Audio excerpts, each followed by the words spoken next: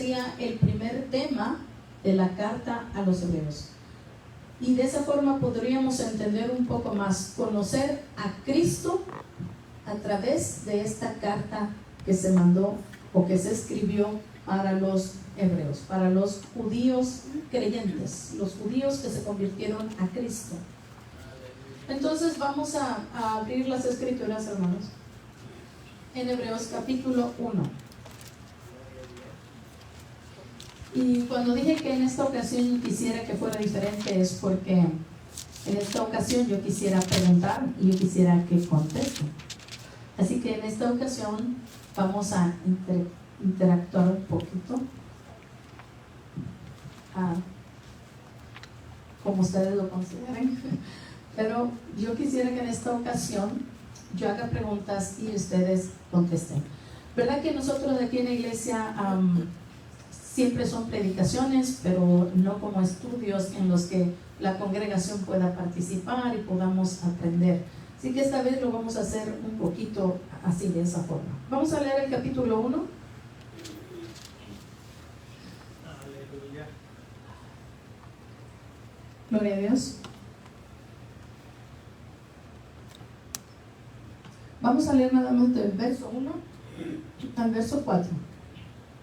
Dice así la palabra del Señor: Dios, habiendo hablado muchas veces y de muchas maneras en otro tiempo a los padres por los profetas, en estos postreros días nos ha hablado por el Hijo, a quien constituyó heredero de todo y por quien asimismo hizo el universo, el cual, siendo el resplandor de su gloria y la imagen misma de su sustancia, y quien sustenta todas las cosas con la palabra de su poder, habiendo efectuado la purificación de nuestros pecados por medio de sí mismo, se sentó a la diestra de la majestad en las alturas, hecho tanto superior a los ángeles, cuanto heredó más excelente nombre de ellos. Vamos a orar, hermanos. Gracias, Señor, te damos en esta tarde, Señor. Te pedimos, Padre, que nos permitas tú, Señor, en tu misericordia, nos permitas poder, Señor, aprender, adquirir de ti, oh Cristo Jesús, esta enseñanza, Señor, y que esta enseñanza edifique a nuestras vidas. Permítenos, Espíritu Santo, conocer a Cristo a través de esta carta, Señor, que nos enseñe, que nos edifique, que nos exhorte, que nos anime, que sea, Señor, nuestra fe fortalecida una vez que vayamos comprendiendo y aprendiendo quién es Cristo, quién eres tú, Señor, para nosotros, qué tú, Señor, has hecho por nosotros. Gracias, Señor, te damos por esta palabra que fue escrita y que fue escrita, Señor, para que nosotros fuésemos edificados. Gracias, maravilloso Dios. Gracias, Espíritu Santo. Me pongo en tus manos, Señor, como solo esa vasija, y haz como tú quieres. Solo te damos gracias en el nombre de Jesús. Amén. Hermano, ¿puede tomar su lugar? Y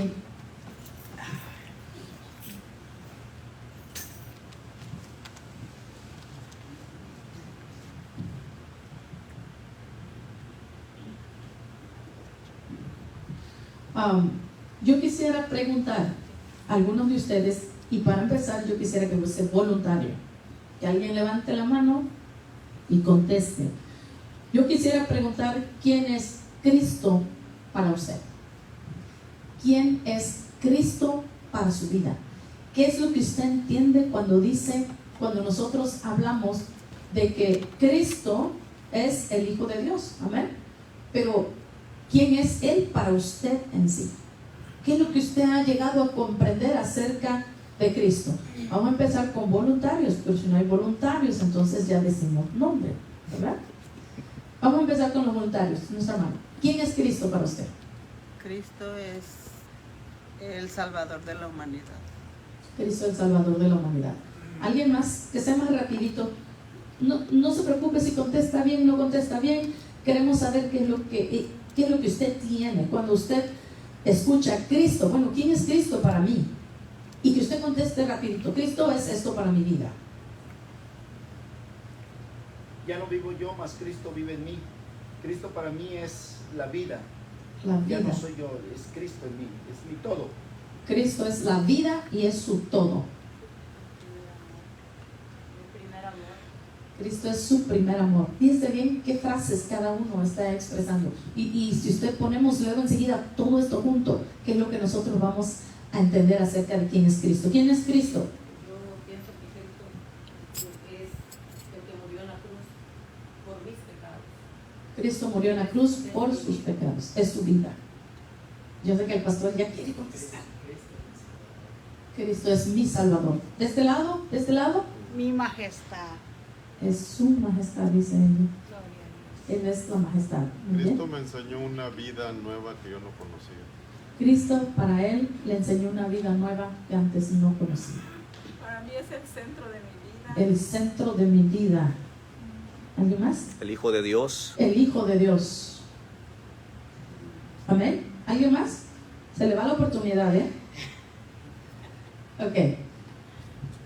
Sí, Cristo, así como ustedes lo están expresando, ¿quién es Cristo para ustedes? Bueno, el autor de la carta que escribió aquí a los hebreos, cuando decimos hebreos, ¿qué entendemos?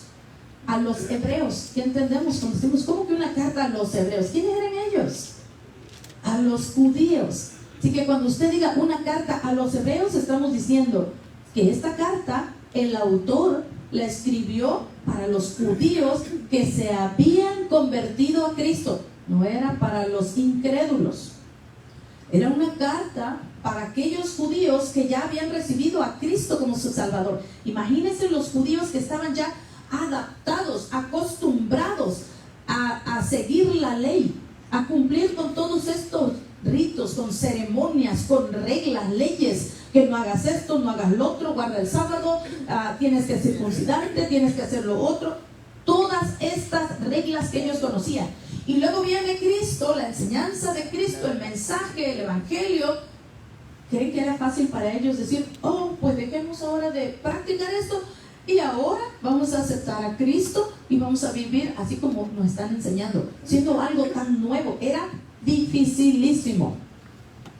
No era sencillo que un judío recibiera, a pesar, oye bien, a pesar de que en Cristo se cumplían todas las cosas que ellos conocían, que los profetas habían anunciado, que la ley les estaba enseñando, todo eso que se había dicho antes y que ellos ya lo conocían, y muchos de ellos lo conocían de memoria. Muchos de ellos, hermanos, se lo conocían de memoria. Pero cuando viene el evangelio y viene Cristo Jesús, dice que vino a los suyos y los suyos No lo recibieron. a pesar de saber todo lo que en el Antiguo Testamento los profetas y la ley hablaba de Cristo. Pero cuando vino Él, como que no pudieron identificar, oye, espérate, esto se parece mucho a esto, es casi idéntico. Aquí está la maqueta. ¿Saben qué es una maqueta? Una maqueta, como una construcción hecha en bulto, un dibujo hecho en bulto, en pequeño, pero que después se hace en grande. ¿Sí? Un edificio, su casa, por ejemplo, que el que se la va a construir se la haga en chiquito, en una plataforma, y dice, así va a quedar tu casa. Y usted dice, wow, así está mi casa, sí. Aquí le vamos a poner unos árboles, aquí va a estar la entrada, aquí va a estar el driveway, aquí le vamos a poner esto, el otro, y usted empieza a pensar, wow, mi casa va a quedar bonita. Pero usted todavía no ha visto su casa, no se puede meter en ella, solamente la tiene en maqueta, ahí, y la está mirando, y dice, un día yo voy a tener esa casa, y un día me voy a meter ahí en la recámara que estoy mirando, aquí de este lado, esa va a ser mi recámara. Y empieza a saber cómo va a quedar ese edificio cuando ya se ha levantado en realidad. Ellos tenían la maqueta, los judíos tenían la maqueta que Dios había creado, la ley y los profetas. Pero cuando vino el edificio de verdad, no se dieron por enterado. Y cuando vino Cristo y dijo, aquí está lo que yo les he enseñado aquí.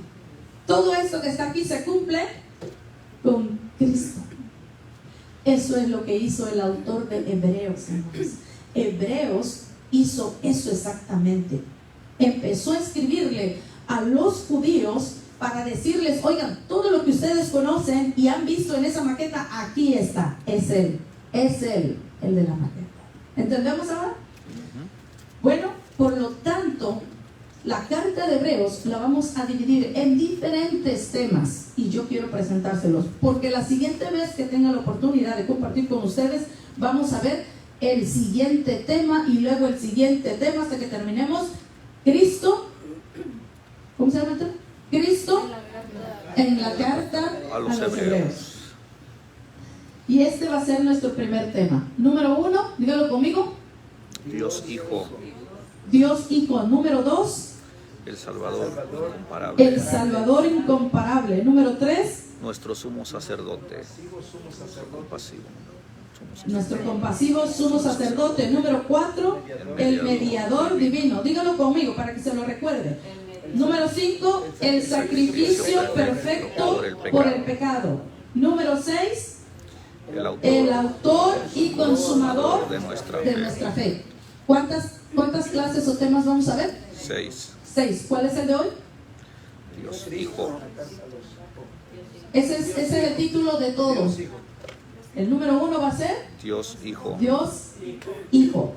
Eso es lo que hoy vamos a aprender. Hermanos, cuando nosotros aprendemos quién es realmente Cristo Jesús, hermanos, su fe de usted se va a fortalecer. Porque su fe en Él no va a ser solamente, oh, es que Cristo es el que fue crucificado en la cruz para perdonarme los pecados. No va a ser limitado solamente en que Cristo es el que murió para salvarle de los pecados o perdonarle los pecados, sino empieza a conocer a Cristo, quién es Él en realidad. ¿Usted le han preguntado alguna vez a usted si Cristo es Dios? ¿Qué piensa usted? ¿Cristo es Dios? Amén. Amén. Es lo que está hablando Hebreos.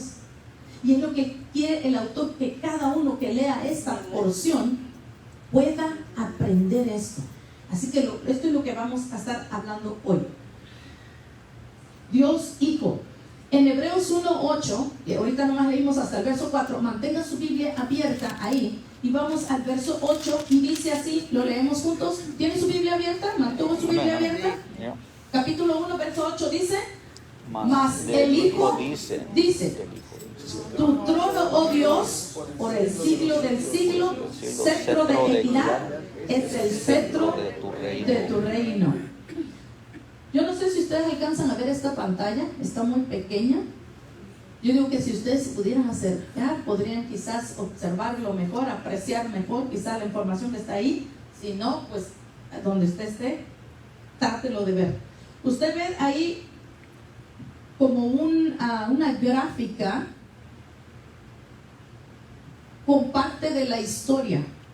Esta historia es lo que narra el libro histórico de Hechos. Es esta pantalla.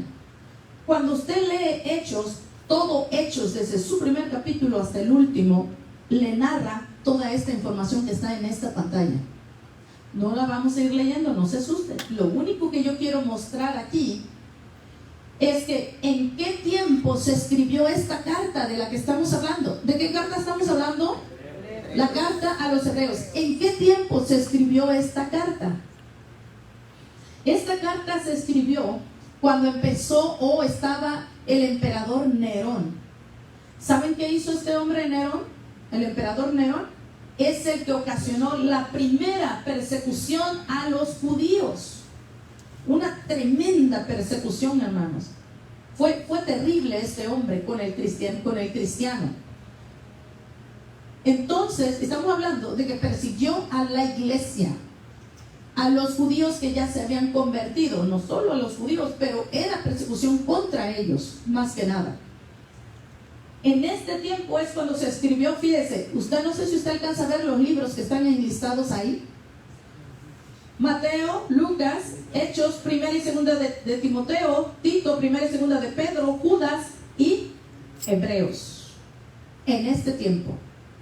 Usted ve la raya que está abajo, no sé si yo se la pueda enseñar con el mouse. No puedo. ¿Sí puedo? Esta raya que está aquí, ¿la puede ver? Desde este tiempo hasta este tiempo fue cuando estuvo el emperador Nerón. Desde esta distancia hasta acá. ¿En qué año fue esto? Aquí mira el año. Un poco antes del 55 hasta como el 67 por ahí estuvo gobernando ¿quién? El emperador Nerón. Y usted se fija en qué tiempo está la flecha en que se escribieron estos libros. ¿Comprendemos ahora? Entonces, con esta información, ahora pensemos qué estaba pasando con los judíos creyentes. ¿Qué estaban pasando ellos? ¿Qué se imagina usted? Con un emperador así de cruel, persiguiendo a la iglesia. Era la primera persecución de la iglesia. Hubo varias, pero esta fue la primera persecución de la iglesia. Usted mira más adelante, está la segunda persecución, está la tercera persecución, en diferentes tiempos con diferentes emperadores. Y cada uno fue peor que el otro, fue peor que el otro. Uno hasta obligaba a que lo llamaran Dios.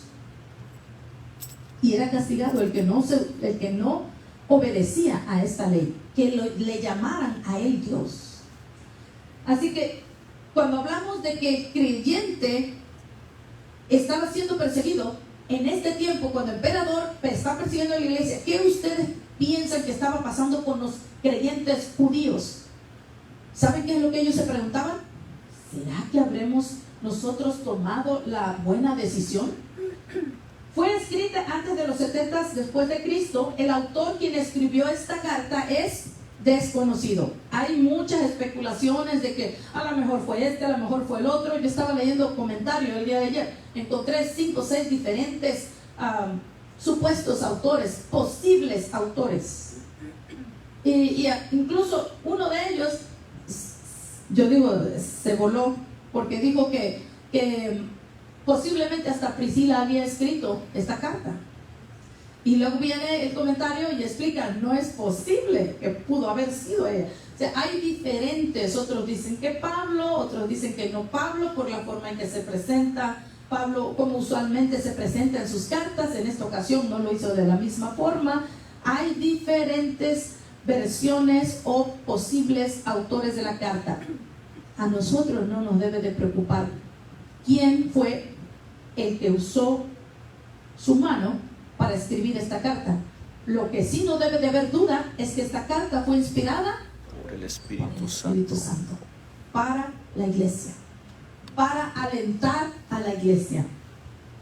Entonces dicen, algunos se la atribuyen a Pablo, otros dicen que pudo haber sido alguno de los ayudantes de Pablo, pero nadie tiene duda de que fue inspirada por el Espíritu Santo. ¿Para quién fue dirigida esta carta? Ya dijimos que fue ¿para quién?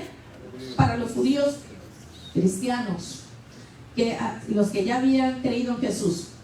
Ellos estaban pasando terrible persecución, como acabamos de ver en la pantalla anterior.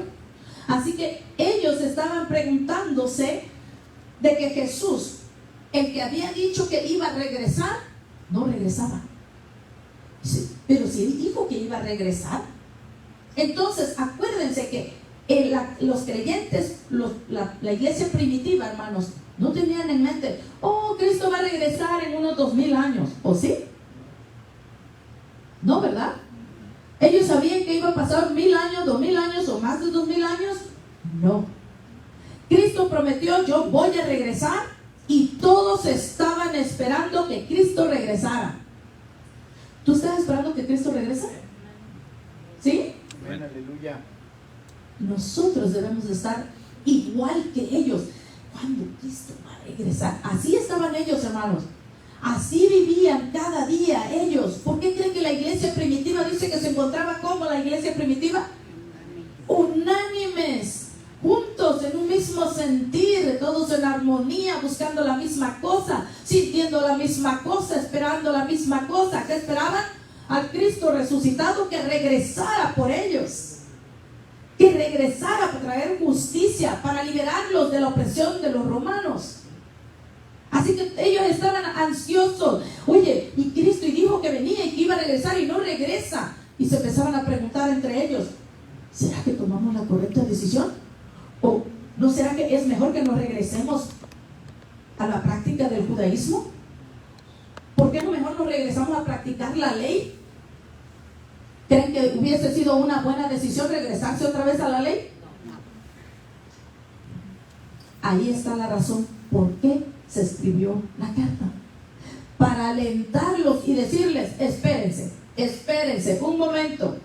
No deben de desalentarse, ustedes deben de estar seguros quién es Cristo. Porque cuando ustedes sepan quién realmente es Cristo, ustedes ya no se van a desalentar y quererse regresar otra vez a estar bajo la esclavitud de la ley. Ese es el propósito de la carta a los hebreos. Y ahora es una carta para nosotros, diciéndonos, conozcan quién realmente es Cristo, porque cuando ustedes sepan quién realmente es Él, jamás van a querer regresar al mundo. Entonces, dijeron, ahora bueno, ¿qué haremos? ¿Será que habríamos tomado la decisión correcta? ¿O mejor nos regresamos al antiguo pacto? ¿Cuál era el antiguo pacto? La ley. Otra vez a la esclavitud de la ley. Hebreos es básicamente un libro que exhorta, hermano, un libro que anima, que exhorta al cristiano a continuar fortalecidos en Jesús a la luz de la completa superioridad de quién es Él, Cristo, y lo que ha hecho por nosotros. Dice aquí como punto número 1, el más excelente nombre, y su primer inciso, vamos a llamarlo así, va a ser desde el principio Dios habló.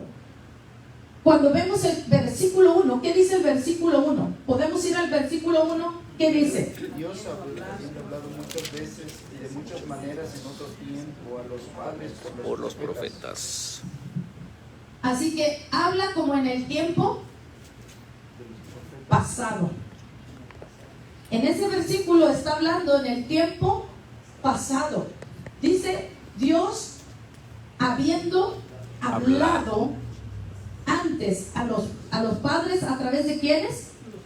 Por los profetas. Yo puse aquí nada más unos ejemplos como para que nosotros pudiésemos pensar o considerar cómo es que Dios hablaba antes, o qué ejemplos hay de que Dios le habló antes al hombre. ¿Se acuerdan de Moisés cuando la zarza ardía? Otro de los ejemplos que tenemos es cuando Elías va y se esconde en la cueva, ¿recuerdan? Y viene el Señor y se revela a él. Cosas extraordinarias que encontramos nosotros en las Escrituras, hermanos, de cómo Dios hablaba al hombre. Por eso dice Hebreos, Dios ha hablado de cómo, de muchas maneras. Les hablaba de una forma, les hablaba de otra, se revelaba de una manera, se revelaba a ellos de otra manera. Miren cómo se revela a Elías. Dice que hubo terremoto, hubo tormento, hubo viento, hubo de todo, pero Dios estaba ¿en dónde? En un silbido apacible, suave, tranquilo. Y él pensaba quizás al inicio que Dios va a hablar porque está en terremoto, seguro que es Dios el que me está hablando a través de él. Pero dice que luego Dios vino y le habló a través de un silbido apacible. Y usted se ha dado cuenta que aún en este tiempo Dios a nosotros, a nuestras vidas, nos habla de una manera y de otra. Y también se hace su presencia notar de diferentes formas. A veces el Espíritu Santo empieza a ministrar nuestra vida en la calma, pero a veces en un gozo que no quieres parar, ¿verdad? Dios se manifiesta de diferente forma. El Espíritu Santo no tiene una forma específica. No podemos decir, ay, es que si yo no lloro es porque la presencia de Dios no estaba ahí. No podemos decir, es que hoy no estuvo porque estuvo de esta forma. Usted individualmente se da cuenta cuando realmente la presencia de Dios estaba ministrando su vida. Y usted también se da cuenta cuando nunca le dio usted la oportunidad al Espíritu Santo ministrar su vida. Cada uno lo sabemos. Dios hablaba de diferentes maneras. En esta tercera pantalla que está ahí, es como un pequeño y corto video, pero a causa de no funcionar el internet, entonces no está funcionando. Pero la historia de este pequeño video es acerca de Gomer y Oseas. ¿Se acuerdan de esta historia? Que le pide Dios al profeta, oiga bien, al profeta le pide que vaya y se case con una mujer prostituta. Y la mujer viene, y se casan, y empiezan a tener hijos, pero luego la mujer va y dice, no, yo quiero regresar a mi vida, y se va. Y Dios le dice a Gomer que vaya por ella y que la regrese. Y ahí va Gomer, obediente a Dios, agarra a la mujer y la vuelve a traer otra vez. Dice que la mujer tenía una vida allá donde sus amantes le daban de todo. La vestían, le daban aceites, le daban comida, ella estaba tranquila allá con sus amantes. Pero Dios le dice a él que vaya y que la regrese. Y la regresa. ¿Quién fue? Sí, eso viene con Gomer. Es Gomer, Oseas y Gomer. Y luego viene el profeta y regresa. Y no solamente así, la mujer se enfada y como él nunca le pide el divorcio, ella decide mejor abandonarlo, lo deja solo con los hijos y se va a vivir otra vez su vida liberal allá donde ella quería estar. Dice que entre sus amantes hubo uno que no le dio lo que ella quería y en lugar de eso la vendió como esclava. Y no le fue bien ahora a Gomer. Entonces Dios le habla al profeta y le dice, ve y redímela. Y va el profeta y dice que pagó monedas de plata y no sé qué otra cosa más pagó y la rescató. ¿Ustedes se imaginan esta escena? ¿Ustedes se imaginan estar en este escenario? ¿O en lugar de Gomer o en lugar del profeta Oseas? Difícil, ¿verdad? ¿Por qué entonces pasaba esto? ¿Por qué Dios estaba hablando al pueblo de esta manera? ¿Se da cuenta de las muchas maneras en que Dios hablaba al pueblo? Le estaba enseñando al pueblo, a su pueblo escogido, que así como estaba haciendo Gomer, así estaban comportándose ellos como pueblo. Y que a pesar de eso, ¿qué hacía Dios? Los traía otra vez con él. Por eso hace un rato preguntaba, ¿se ha imaginado usted estar en ese lugar? Sí. Tú y yo somos la iglesia de Cristo y a veces hacemos lo que hacía Gomer. Nos asusta cuando vemos esta historia. ¡Wow! Lo que hizo esta mujer. Y Oseas fue capaz de ir por ella, que la hubiera dejado ahí ya vendida como esclava, se lo merecía. Cuidado, porque eso somos a veces tú y yo. Le damos la espalda a Dios, nos vamos con nuestros amantes, estamos hablando con las cosas que nos atraen y le damos la espalda a Dios y abrazamos estas cosas que nos atraen del mundo. Cualquier cosa puede ser, pero esas cosas nos separan de nuestro Dios, quien nos ama tanto con amor eterno. Amén. Así que de esa forma en que Dios hablaba era para hacerle saber al pueblo cuánto les amaba y que Él iba a cumplir el propósito con ellos a pesar de. Ahí está otro ejemplo de cómo Dios se revelaba al hombre. Este es lo que encontramos en Isaías. ¿Se acuerdan la visión que vio Isaías? Maravillosa, extraordinaria. Cuando uno lo lee, y si usted va a Isaías y lo lee, hermano, detenidamente, es decir, métase totalmente a esa lectura y wow, lo que estaba viendo Isaías. Que al inicio él no se entera de lo que está mirando y cuando después se da cuenta que estaba viendo a Dios mismo, dice, ay de mí, ya estoy muerto. Pero imagínense, ver esa revelación tan maravillosa, que en una revelación pensamos que nada más es algo que se está mirando, es la presencia de Dios mismo hablando al hombre. Es Dios mismo, el Espíritu Santo hablando ahí al hombre. Eso es lo que es una revelación, hermanos. Cuando usted lo está mirando, es la presencia de Dios ahí, quebrantando el corazón, exhortando o fortaleciendo o animando o lo que Él esté haciendo. Pero es su presencia de Él, ministrando el alma del ser humano. Y eso es extraordinario, eso es maravilloso, no hay palabra que pueda describir lo maravilloso que es cuando el Espíritu Santo está hablando a tu interior, hermano. No puedes resistir, te quebranta y te das cuenta que es Él. De todas estas maneras Dios hablaba al hombre. Amén. Amén. Dios habla, ahora leemos del verso 2 al 4, que hace ratito lo estábamos leyendo, pero ahora vamos avanzando versículo tras versículo. Del verso 2 al 4 dice que Dios habla a través de ¿quién? Del Hijo. Así que el primer versículo que leímos hablaba de cómo Dios habló a través de ¿quién? De los profetas.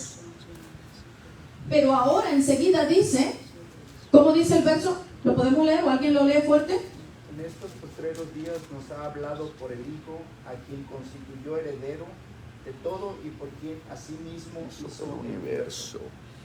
Así que ahora comparemos esto. Miren lo que dice ahí.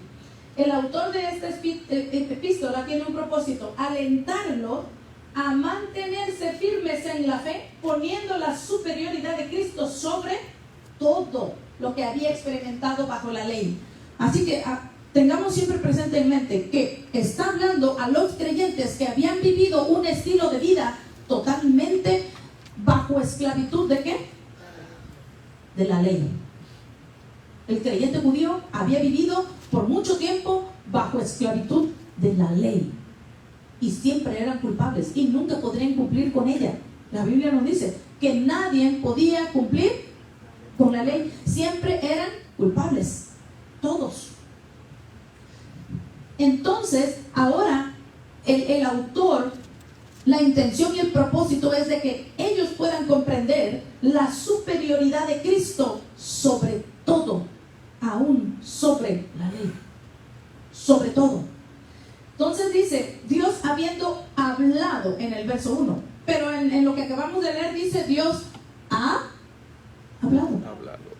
El verso 1 fue en el pasado, pero en el verso 2 encontramos ahora en el presente.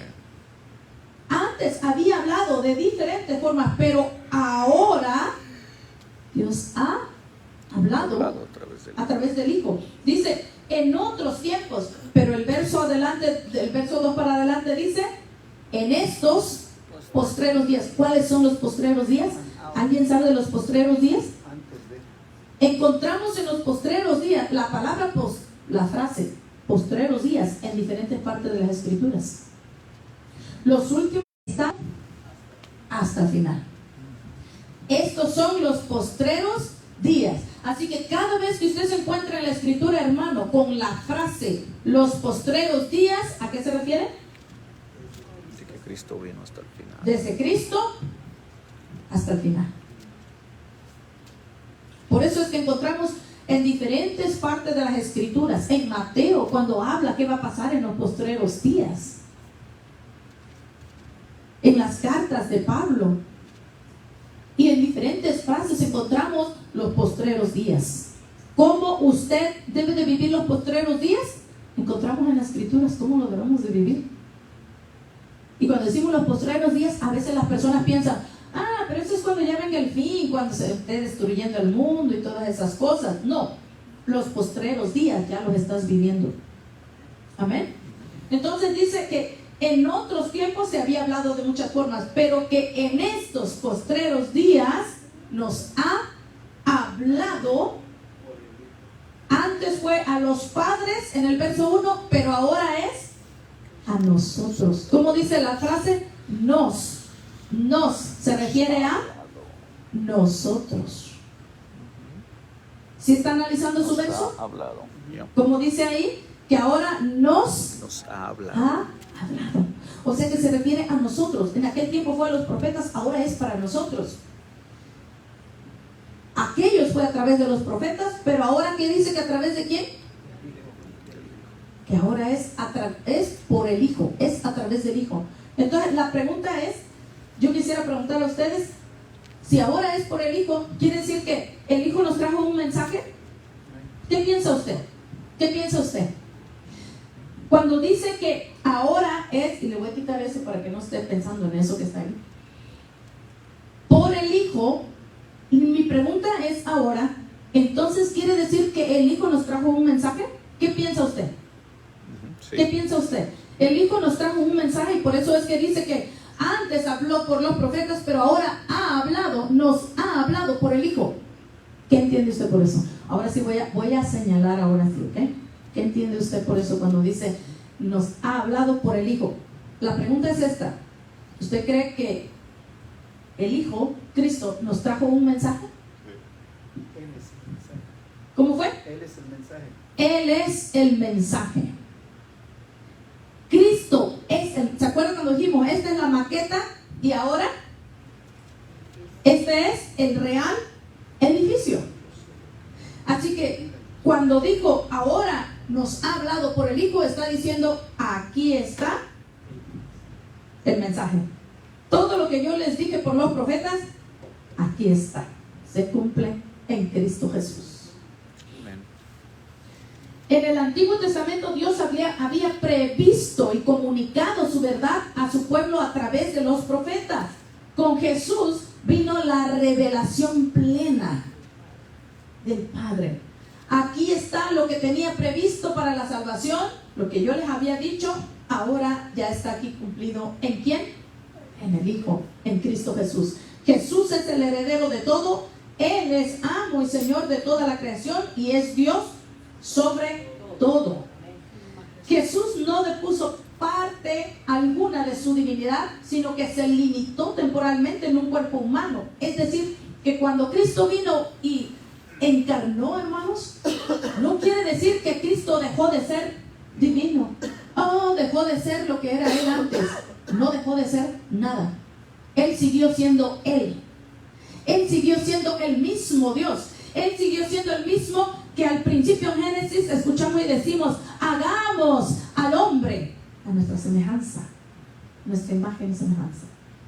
¿Quiénes eran los que estaban hablando allá? Era Dios, era el Hijo, era el Espíritu Santo, porque el Espíritu Santo se movía sobre la faz de las aguas. Así que es el mismo que ya tenía la gloria con el Padre, es el mismo que ahora vino y se había encarnado.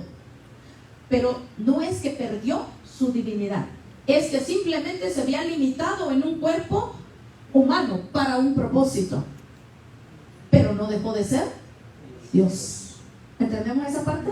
Por eso es importante que conozcamos a Cristo, quién es Él. No solamente el niño Dios que nació en un pesebre y sufrió y nos enseñó cómo vivir.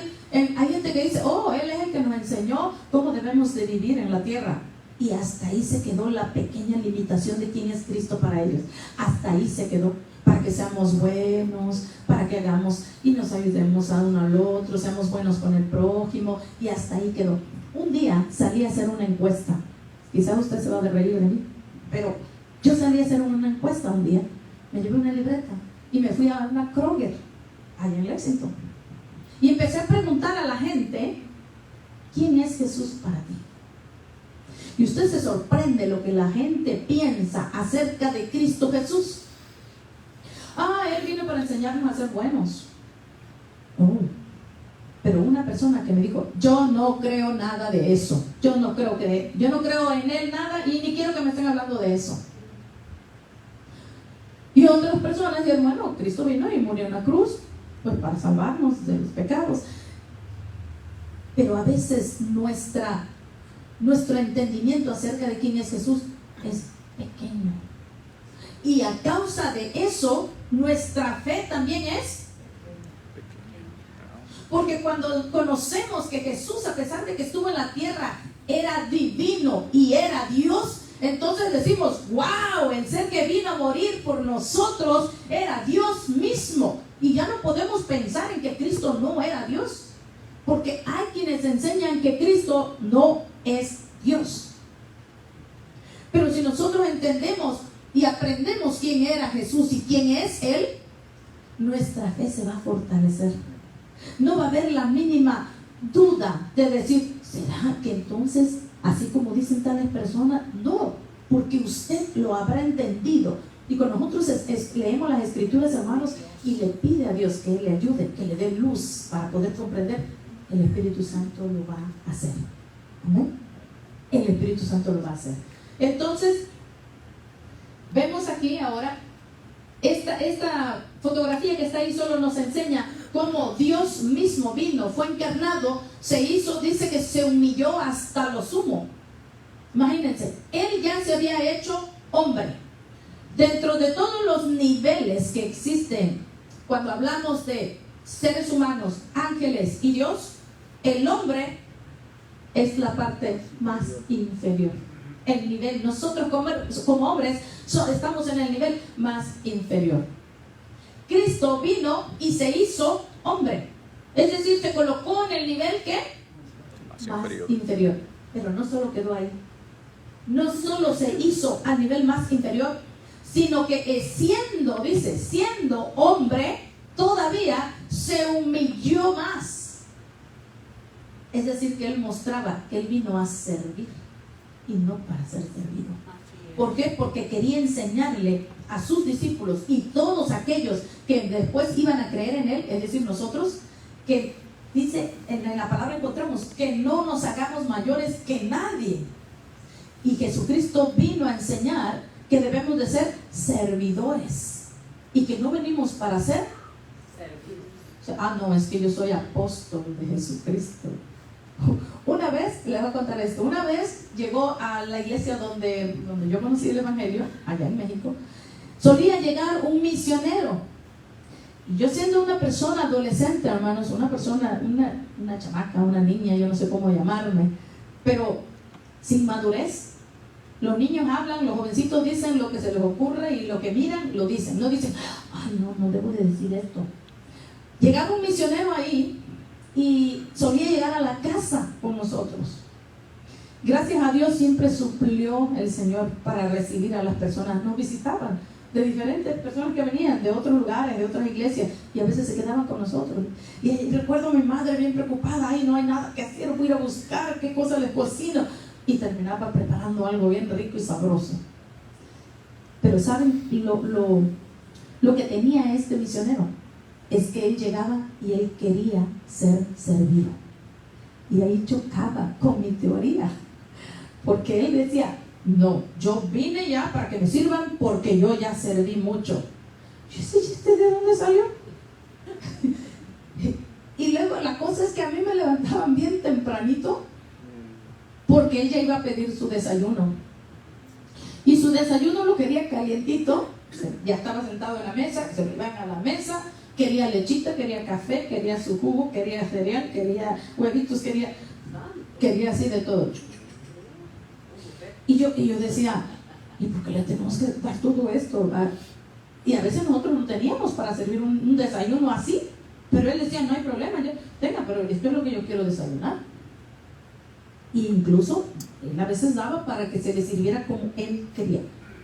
Y luego decía, no, y me lo decía, es que hija, yo ya serví mucho, yo ahora vengo acá pero para ser servido. ¿Creen que eso era la humildad del que el Señor Jesucristo nos habla aquí? No. Y pues yo le contestaba, yo no me quedaba callada, yo le traía mi versión, pero vamos a dejarlo ahí. No se las voy a decir. Qué raro. Pero entonces el Señor dice que siendo, hermano, Él ya estando en el nivel más bajo de hombre, todavía Él se humilló más.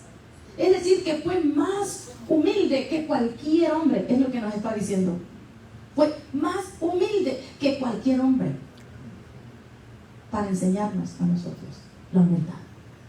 Que Él siendo Dios, porque acuérdense que dijimos que Él seguía siendo Dios, pero a pesar de Él seguir siendo Dios, ¿Él qué? Se humilló lo sumo. Y dice que hasta la muerte. Así es. Lo maltrataron, lo humillaron, lo lastimaron, lo golpearon, lo escupieron, le hicieron de todo. Y él dice, no abrió su boca. su boca. ¿Será que nosotros somos así? Santo. Es difícil, ¿verdad? Bendito Dios.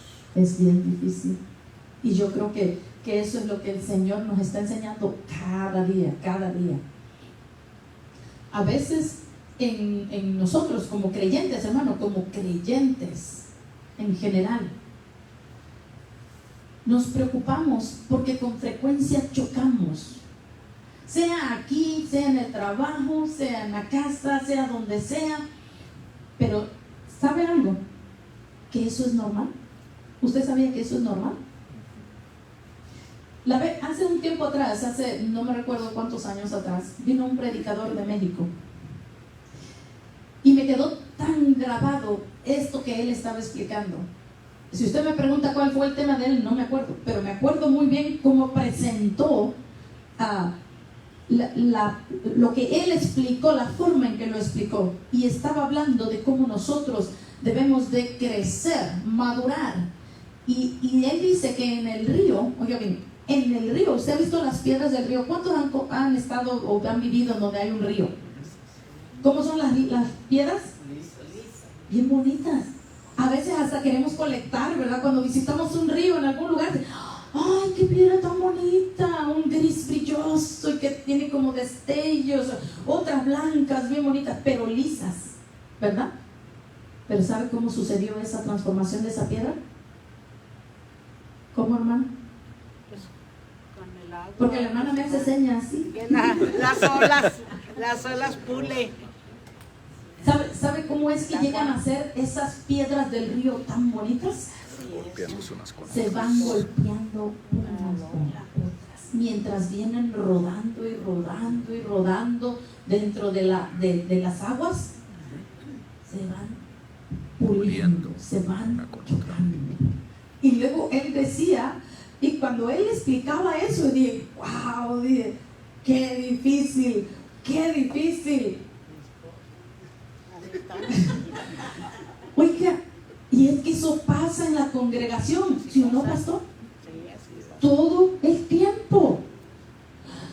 Va a haber desacuerdos, a mí no me gusta aquello, no me gusta cómo lo hacen, aquello, esto, lo otro, es que el hermanito, la hermanita, es que me lastimó, hirió mis sentimientos, yo vine, la quería abrazar y se dio la vuelta, y aquello y lo otro. Hermanos, a veces son cosas sencillas, pero todas esas cosas nos van puliendo, todas esas cosas nos van puliendo. Es para bien. Entonces, lo triste es cuando decimos, ay, yo mejor me quiero salir de este río, estas piedras se la pasan nomás golpeándome. Ahí ya hay un problema. Mientras estemos dentro de esas aguas vivas del Señor Jesucristo, porque de Él fluye, ¿qué fluye de Él? Y dice que en nosotros va a ser como una fuente que salte. Amén. Entonces, mientras nosotros podamos caminar continuamente dentro de esas aguas, hermanos, y nos estemos así como, acuérdate, ay, estoy quedando más lisito. Ojalá pudiéramos decir eso en el momento, ¿verdad? Pero no. Bueno, pero ya que se le pase, acuérdese, el Señor me está alisando. Es normal. Santo. Oye, acá ya dice, me paraste para allá tantito. Entonces, Dios ahora nos ha hablado por el Hijo, siendo el resplandor de su gloria y la imagen misma de su sustancia, quien sustenta todas las cosas con la palabra de su poder. Hebreos, hermanos, Hebreos afirma la supremacía absoluta del Cristo eterno sobre todas las cosas creadas. Para los judíos del primer siglo, los ángeles constituían cierto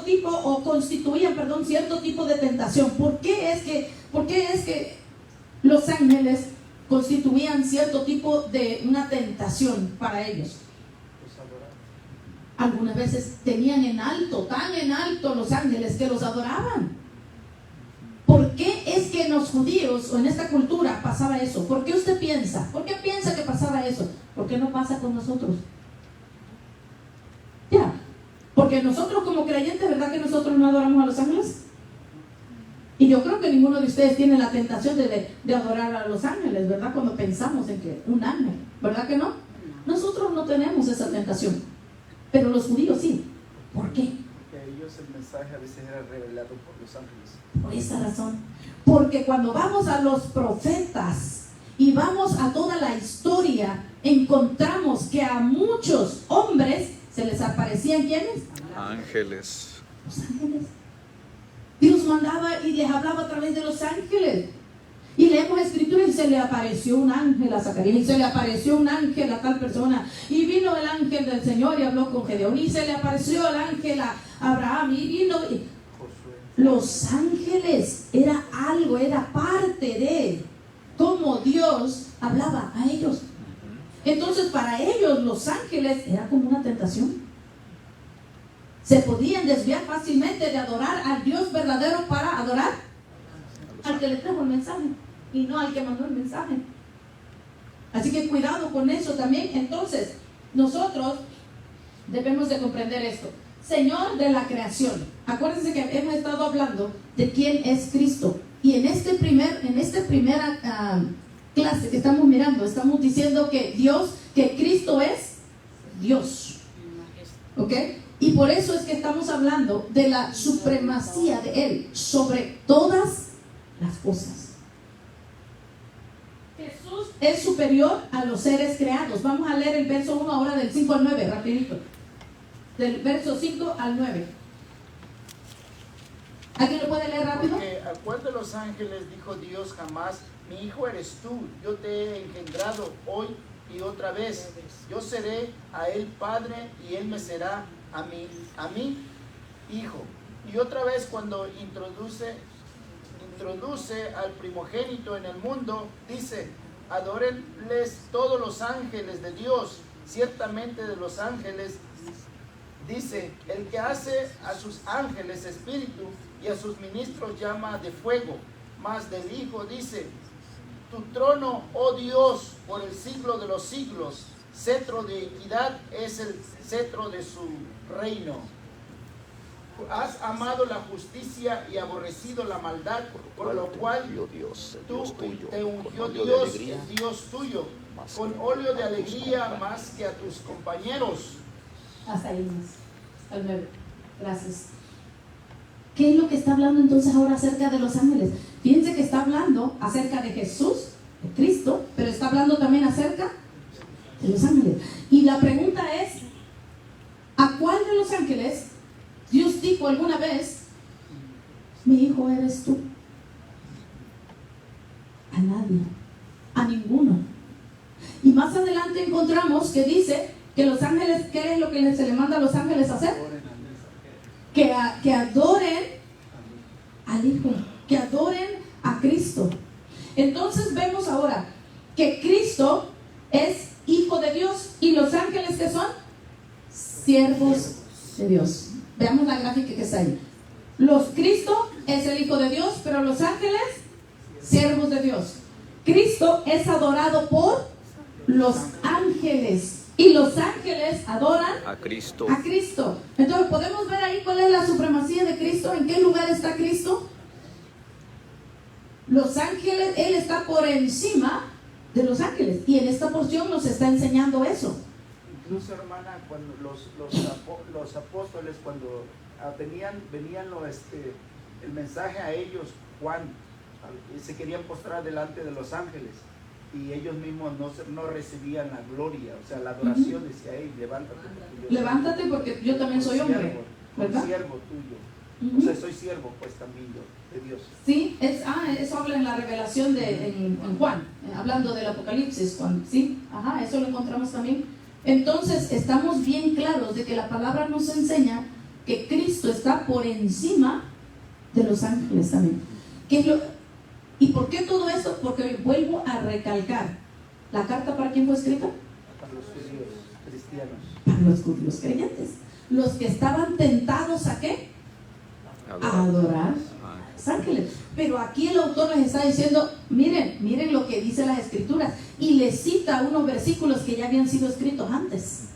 Que los ángeles debían de adorar a Hijo, a Cristo. Entonces, Cristo es adorado por los ángeles y los ángeles adoran a Cristo. Cristo está sentado a la diestra del Padre y los ángeles son todos espíritus ministradores. Amén. Mas el Hijo dice: tu trono, oh Dios, por el siglo del siglo, cetro de equidad, es el cetro de tu reino. Y ese es el verso 8 del que acabamos ahorita de leer. Esta relación única entre Padre e Hijo que observamos en la Trinidad existió en la eternidad. Ya existía esta relación entre el Padre y el Hijo. Así que ya existía en la eternidad pasada y existirá en la eternidad futura. Todo el tiempo, por toda la eternidad, porque Él es Dios. Jesús es el único que posee una grandeza insuperable como Hijo del Dios viviente. La creación pasará, Jesús permanece para siempre. Del 10 al 14, leemos del 10 al 14. Alguien lea del 10 al 14. Con fuerza, con volumen. Y tú, oh Señor, el principio fundaste la tierra y los cielos son la obra de tus manos. Ellos perecerán, mas tú permaneces. Y todos ellos se envejecerán como una vestidura. Como un vestido los envolverás y serán mudados. Pero tú eres el mismo y tus años no acabarán. Amén. Pues Al 14. ¿A cuál de los ángeles dijo jamás: siéntate a mi diestra hasta que ponga a tus enemigos por estrado de tus pies? ¿No son todos los espíritus ministradores enviados para servicio a favor de los que serán herederos de la salvación? Muy bien. Y sigue poniendo a Cristo en alto. ¿Amén? Y sigue colocando a Cristo en alto. Dice aquí esta nota, fíjense bien. El verso que leímos dice que el Señor Jesús va a poner a sus enemigos ¿dónde? Debajo de sus pies. Dice, así como en las guerras en los tiempos bíblicos, el vencedor ponía el pie sobre el cuello de quien había derrotado a su enemigo. Esta era la cultura que se conocía. Por eso cuando a veces nosotros leemos cartas de los autores, sea quien sea que haya escrito, tienen mucha relación con la cultura que ellos conocían. Ellos usaban ejemplos de lo que ellos conocían. Entonces, cuando este autor habla de que Jesucristo dice que va a poner a sus enemigos debajo de sus pies, podemos visualizar cuando un guerrero en aquel tiempo peleaba, y dice que cuando ya vencía a su oponente, esta era la costumbre de ponerle el pie encima. Era señal de: estoy sobre de ti, he vencido, yo soy el vencedor y te he derrotado. Esta era la señal. Y dice que Jesucristo, ¿qué? Va a poner a sus enemigos debajo de sus pies.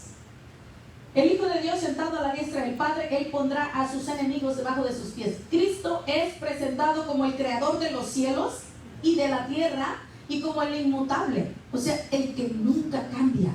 Él no cambió. Él vino y cumplió su propósito, pero Él no cambió. Él sigue siendo Dios. Amén.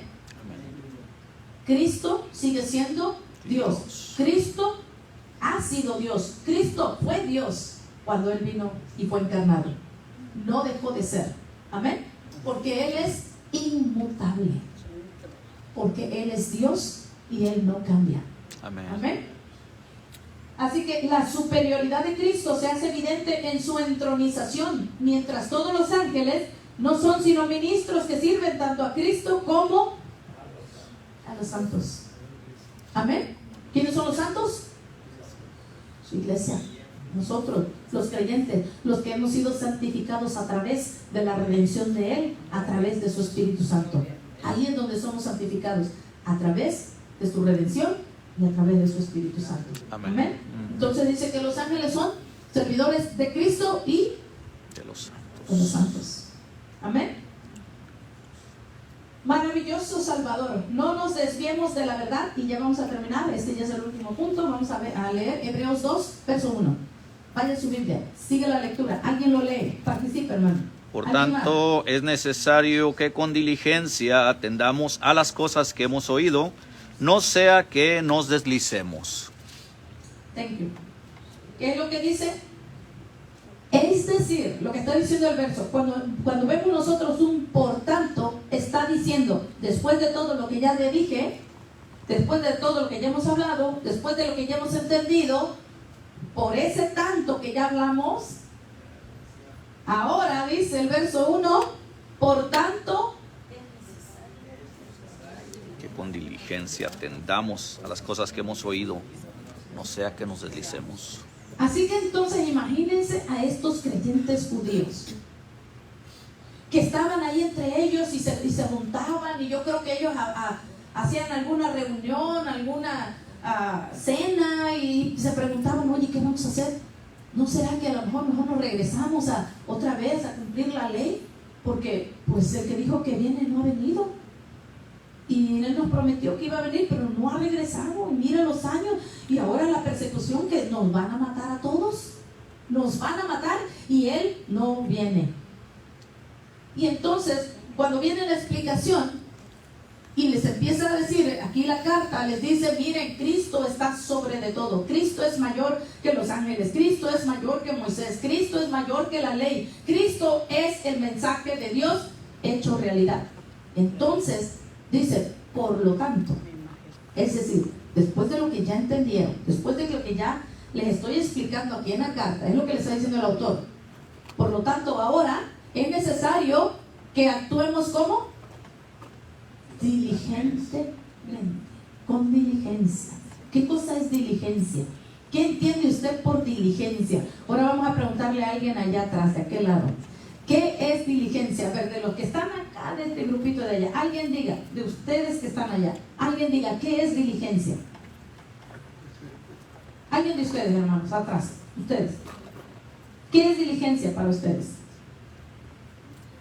¿No? ¿Nadie? ¿Alguien? No, ok. De ustedes allá atrás, ¿qué es diligencia? ¿Quiere decir usted algo? ¿No? Precaución. ¿Cómo? Precaución. Precaución. La otra línea que está aquí, ¿qué es diligencia? Porque aquí nos está diciendo que por tanto ahora debemos de actuar con De diligencia. la palabra de Dios, que presentemos a Dios con diligencia, aprobados. ¿Aprobados? Ok, entonces diligencia es buscar ser aprobados. Es la aplicación que nos da la mano. Esta línea, ¿qué es diligencia para ustedes? ¿Qué es diligencia? Si algo rapidito, algo corto, no se preocupen. Es aprobados. ¿Es ser aprobados? ¿Qué es diligencia? Encomendados. ¿Encomendados? Okay. Porque acuérdense, cuando estamos leyendo el verso, dice, por tanto, es decir, después de lo que ya les dije, es necesario, díganlo conmigo, ¿cómo dice? Es necesario, Que con más diligencia. no solo con poquita, ahora dice, con más diligencia. Entonces, si ahora vamos para acá de este lado, si ahora vamos a actuar con más diligencia, pero no sabemos qué, Con más atención. con más cuidado, ¿qué es diligencia? Ser más atento, detalloso. Más atentos y detallosos, ¿ok? ¿Qué es diligencia? Precisión al pie de la letra. Precisión, con más interés. ¿Ya pensaron? La palabra dice que nosotros tenemos que ser diligentes en cuanto dice vemos el mal y nos apartamos. Ahí va la idea. Entonces, diligencia quiere decir no seamos flojos, no seamos dejados. Ok, supongamos que aquí está este cable, y yo necesito pasar para allá. Pero yo lo veo, no lo voy a dar por acá. Aquí está algo tirado y yo necesito bajar por allá, pero aquí está esto, y aquí hay muchas cosas puestas, pero yo necesito ir para allá. ¿Qué debo de hacer? ¿Qué debo de hacer para pasar para allá? Quitarlas, moverlas. Lo que estorba y pasar. voy a quitar, debo quitar esto para yo pasar para allá. Pero ¿saben qué hago? Lo brinca. De algún lado, lo trata allá. Es que es Por andar gritando, a veces le sucede lo que... ¿Podemos entender lo que es diligencia? Dice alguna persona que tiene negocio, vamos a decir un ejemplo más sencillo. Tiene negocio, y aquí tenemos una negociante que tiene un negocio. Ella sabe que tiene que entregar una orden al siguiente día. Dice, ay, tengo flojera. Mañana mejor me levanto temprano y lo hago mañana. Uy, no. Y el siguiente día se llega la hora de que ya tiene que entregar la orden y ella anda ahora a las carreras y el cliente dice, oye, ya no lo quiero, olvídalo. ¿Fue diligente? No fue diligente. Diligencia es hacer lo que sabemos que se debe de hacer. Eso es diligencia. Lo contrario de diligencia, ¿qué es? Negligencia. Negligencia. En los ejemplos que yo le estoy poniendo. Hay un cable que yo mejor me lo salto. Le busco. ¿Cómo le hago? Pero no quiero hacer lo que yo sé que debo de hacer. Yo ya sé que si esto está en riesgo me voy a tropezar con el cable. Pero todos los días paso por ahí y le brinco mejor. Todos los días vuelvo a ver el mismo cable, le brinco mejor otra vez. Pero no lo recojo. Esa acción mía se llama ser negligente y no diligente. ¿Y sabe qué es lo que nos lleva a ser negligentes? La flojera. La flojera. Por eso es que cuando yo digo ser diligentes es no ser locos. Mi hermano quiere decir algo. Si no puede contestar o no quise contestar porque en tiempos pasados o incluso aquí en Estados Unidos cuando eran los apaches y todo eso, los indios, todos los que crearon aquí, los que nacieron aquí, diligencia, ¿verdad? Era un grupo de personas que iba hacia un lado o a otro lado. Hacer diligencia. ¿Es lo que quiere decir? Ajá, diligencia. Porque dices, vámonos en la diligencia o la diligencia llega a tal hora. Por eso yo me quedé mejor callado porque no quise contradecirme o contradecirle a alguien, ¿verdad? Pero eso también creo que se le llamaba diligencia. Un mandado, una responsabilidad a cumplir tal tarea. Supongo que de ahí es donde viene. Viene la diligencia, mañana llega la diligencia a tal hora. Eso se mencionaba a tiempos antiguos. A tiempos antiguos. Sí, por eso no me quedé. Ok, muy bien, hermano, muy bien. Bueno, lo que el hermano está diciendo, la diligencia. Era un grupo con muchos caballos o camellos o un grupo de personas grandes. Bueno, así es como lo entendió el hermano, como un grupo responsable que iba a llegar a cierto lugar, pero en sí la diligencia era lo que ellos iban a cumplir, no a la persona misma, sino a la responsabilidad que iban a cumplir. Fuera como fuera que iban a llegar, ellos tenían que ser diligentes para que cumplieran con esa tarea donde iban. En mi pueblo también decían eso, tengo que ir a hacer una diligencia. Donde yo vivo. Una responsabilidad, una tarea. Tenía 10 años, decían, tengo que ir a hacer una diligencia. Una diligencia. O lo mandé a hacer una diligencia. Sí, tiene sentido. Tiene sentido si le encontramos el verdadero significado de la palabra. Tiene sentido. Mire, es que tengo que ir a hacer una diligencia, o sea, no puedo quedarme aquí porque tengo que cumplir, debo de ser diligente. O sea, que antes en lugar de decir, tengo que ir a hacer un mandado, decían, tengo que ir a hacer una diligencia. Pero en sí, ¿entendemos el concepto de la palabra?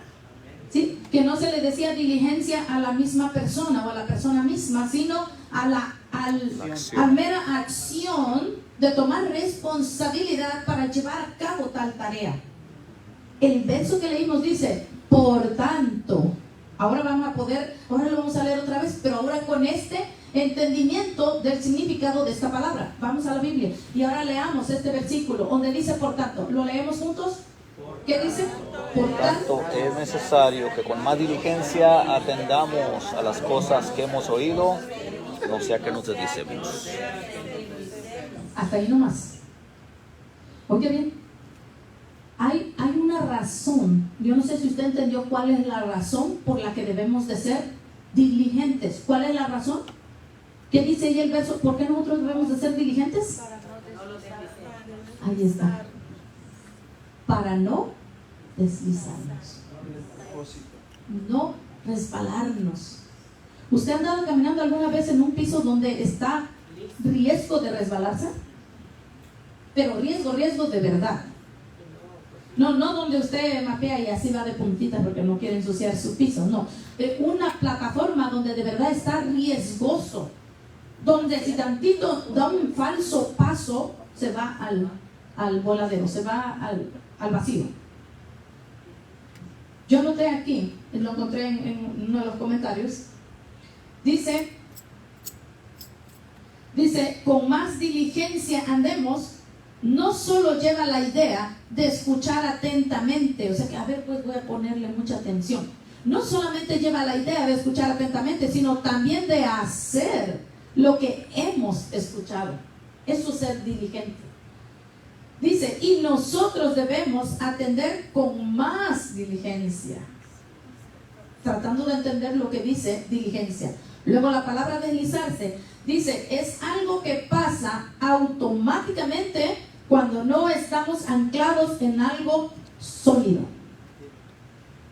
Cuando no estamos anclados en algo sólido, automáticamente nos deslizamos.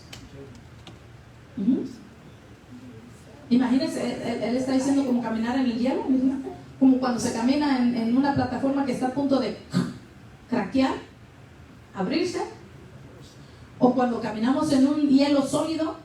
¿Usted podrá caminar en hielo sólido y sin que se resbale? Difícil. Si nada más cuando llega a nevar y se congela un poquito, ¿qué nos pasa? ¿Cuántas caídas? A mí me ha pasado caerme en el hielo y uno se lastima muy feo, quiero decirle. Y no había mucho hielo, era una capita transparente que ni pensé que era hielo. No era mucho hielo, era bien transparente y yo pensé que era agua. Y al bajar el escalón, para atrás. Así que, ¿qué es deslizarse? Deslizarse es algo que va a suceder cuando no estamos anclados en algo sólido. Entonces, cuando dice aquí que ahora debemos de actuar con más diligencia, si usted ha sido diligente, dice que bueno, pero ahora tiene que hacerlo con más diligencia. Es lo que está diciendo aquí, hermanos. Sí, ay, pero yo siempre pongo atención y yo soy diligente y yo me apuro y yo hago las cosas a tiempo y yo busco de Dios y yo hago lo otro. Sí, pero dice aquí que ahora con más diligencia. Si usted ha sido diligente, hermano, qué bueno. Pero ahora la palabra nos dice que debemos de ser más diligentes todavía. Por cuanto todo esto que estamos leyendo aquí nos puede llevar, si no somos diligentes, nos va a llevar ¿a dónde? A deslizarnos. Eso es lo que dice el verso que acabamos de leer. Para que no deslicemos. Dice, por tanto es necesario que con más diligencia atendamos a las cosas que hemos oído, no sea que nos deslicemos. Dice, indiferencia a las afirmaciones de Cristo. Eso es negligencia. Eso es no ser diligentes. Cuando somos indiferentes a las afirmaciones de Cristo, interés en las enseñanzas religiosas que chocan con las escrituras, eso es ser negligente. ¿Sí entienden lo que dice ahí? Interés en las enseñanzas religiosas que chocan con las escrituras. Escuchamos algo bien bonito que dicen que acá en donde yo fui nos están enseñando esto y es muy bonito y luego vamos y le ponemos más atención a esto y le damos la espalda a Cristo. No estamos siendo diligentes. Ignorancia de las buenas nuevas. También eso es ser negligente y no ser diligente. A causa de la grandeza de Cristo, los cristianos deben de tener cuidado, no sea que nos deslicemos fuera de lo que Él ha hablado. ¿Por qué es tan importante prestar atención a la verdad de Cristo?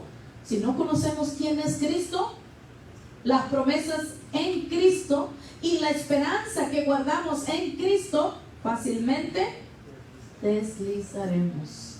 No ignore la salvación, y esto es aquí donde vamos a terminar ya. Vamos a leer los últimos versículos del verso 2 al 4 del capítulo 2. Y con esto estamos cerrando, hermano. No ignore la salvación. ¿Alguien lo lee? ¿Con voz fuerte? Porque si la palabra dicha por medio de los ángeles le fue firme, y toda transgresión y desobediencia recibió justa retribución, ¿cómo escaparemos nosotros si descuidamos una salvación tan grande, la cual, habiendo sido anunciada primeramente por el Señor, nos fue confirmada por los que oyeron, testificando Dios juntamente con ellos, con señales y prodigios y diversos milagros y repartimientos del Espíritu Santo según su voluntad? Amén. Fíjense lo que dice aquí. Y yo quisiera aclarar un poquito aquí acerca de lo que habla de la salvación. Fíjense lo que dice, que si en el tiempo pasado, lo que el autor estaba diciendo al inicio, de que Dios había hablado de diferentes maneras por los profetas, dice que Dios respaldó todo eso, ¿verdad? Y que aquellas cosas que las personas ignoraron y le dieron la espalda a Dios de lo que los profetas habían dicho, vino juicio. O sea, Dios hizo lo que dijo que iba a hacer. Y él dice que eso que fue a través de ¿quién? De los profetas o de los ángeles que hablaron, de las diferentes formas en que Dios habló, pero Dios respaldó y sostuvo, hizo y cumplió todo lo que se dijo a través de ellos. Dice aquí el verso, leyó del verso 2 al adelante, ¿verdad? Así que dice, si la palabra dicha por medio de los ángeles fue firme, y toda transgresión y desobediencia recibió ¿qué? Justa retribución. O sea que Dios trajo juicio a toda desobediencia de aquello que hablaron los ángeles, a través de los ángeles. Entonces el verso 3 dice, ¿cómo nosotros vamos a escapar? ¿Cómo escaparemos nosotros si descuidamos una salvación tan grande? Ahí me quiero detener. ¿Cómo escaparemos nosotros si descuidamos una salvación tan grande? Entonces quiere decir que nosotros nos tenemos que ganar esta salvación, ¿no? Entonces quiere decir que nosotros tenemos que hacer algo todavía para ganarnos esta salvación. ¿Sí o no? ¿No? ¿Estamos de acuerdo en sí o en un no? Pero todavía dice el verso que cómo nosotros vamos a escapar si la salvación que ya fue ganada, si la salvación que ya te fue otorgada, no es que te la vas a ganar, no, la salvación ya la ganamos, la obtuvimos porque Cristo nos las dio. Él ya pagó el precio, Él ya dio su vida en lugar de la que nosotros pediríamos, de verdad. Nosotros, la muerte, el pago del pecado es muerte. Entonces nosotros nos merecíamos la muerte, pero Cristo murió en lugar de nosotros. Entonces la salvación ya está, ya la tenemos. Pero dice aquí que no vamos a escapar si nosotros descuidamos esta salvación tan grande. Que es lo único que yo quería aclarar. Que no es que por mis buenas obras, hermanos, voy a portarme bien para poder ser salvo. No. Dice que nosotros debemos de cuidar lo que ya se nos dio. La salvación. Cuidar de la salvación. ¿Cómo? No deslizando. ¿Y cómo no vamos a deslizar? Siendo diligentes. Diligentes. Porque si no somos diligentes, podemos deslizar. Y si deslizamos, perdimos la salvación tan grande que Cristo ya nos dio.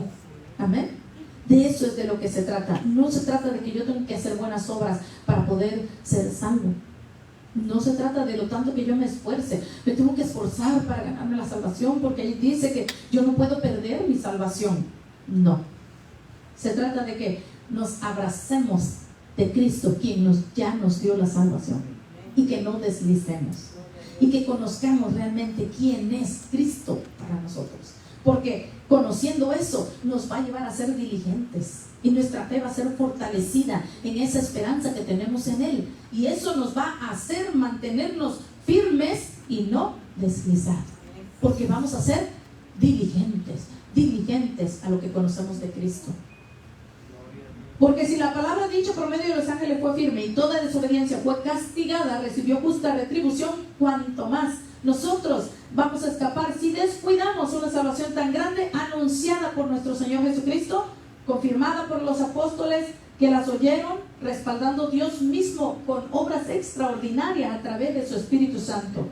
No descuidemos una salvación tan grande. Y ahí vamos a terminar. Terminamos con la clase número 1 que se llamó, ¿cómo se llamó la clase? Carta a los Hebreos. Cristo en la carta a los Hebreos. Esa va a ser toda una unidad de toda la carta de los Hebreos, pero Dios Hijo. Dios Hijo. Si me dejan leerles un salmito. Sí, claro. Ya ahorita cuando termine usted. Ok, ya terminamos. Puede leer el Salmo. Acuérdense que estamos concluyendo esta clase. ¿En qué concluimos? No descuidemos una salvación tan grande. Amén. Hoy aprendimos acerca de Dios Hijo. Amén. Y ya vimos los diferentes temas que vamos a estar hablando más adelante. Lo mismo, conociendo a Cristo en la carta a los Hebreos. Dios le bendiga, hermanos. Ahora sí, la hermana quiere leernos un. Sí, mis hermanos. En el Salmo 45, 6 al 7, dice: Tu trono, oh Dios, es eterno y para siempre. Centro de justicia es el centro de tu reino. Has amado la justicia y aborrecido la maldad. Por lo tanto, te ungió Dios, el Dios tuyo, con oleo de alegría, más que a tus compañeros. Gracias. Amén. Está hablando de la grandeza de Cristo, de cómo se está exaltando a Cristo. Amén. Y andaba buscando la parte donde también en una porción del capítulo 1, al final, está hablando también acerca de